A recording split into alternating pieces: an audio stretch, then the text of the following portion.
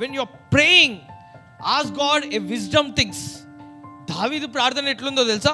శత్రువు నా ముందుండు అయినా కూడా నా నోరు తెరవకుండా నేను పలికిన మాటల చేత నన్ను ముద్రించుంచు దేవా. హల్లెలూయా.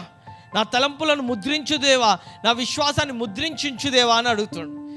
ఇన్ ద సేమ్ వే మనం కూడా, దేవా నేను ప్రార్థన చేస్తున్నా, శత్రువు నా ముందర నుంచోని ఎన్ని అన్నా సరే, నీ బిజినెస్ బాగుపడదు, నీ పిల్లలు బాగుపడరు, నీ కుటుంబం మారదు, నువ్వు అప్పుల పాలైపోతావు, నువ్వు నిందల పాలైపోతావు, ఈ రోగంతో వస్తావు అని అన్నా సరే మనం ఇంతే ఉండాలి. ఒక్కొక్కసారి మౌనంగా ఉండడమే బెటరు. నువ్వు పలకకుండా ఏదైతే ప్రార్థించినో దాంతో ముద్రింపబడి. అందుకే వెన్ యు ఆస్క్ గాడ్, దేవా నా శత్రువులు నా ముందర నిలబడిన, నా శ్రమలు నన్ను అధిగమిస్తున్నా, నన్ను నిందిస్తున్నా, నాకు ఏమి జరుగుతున్నా, నా నోరు నేను మూసుకొని కూర్చోవాలా.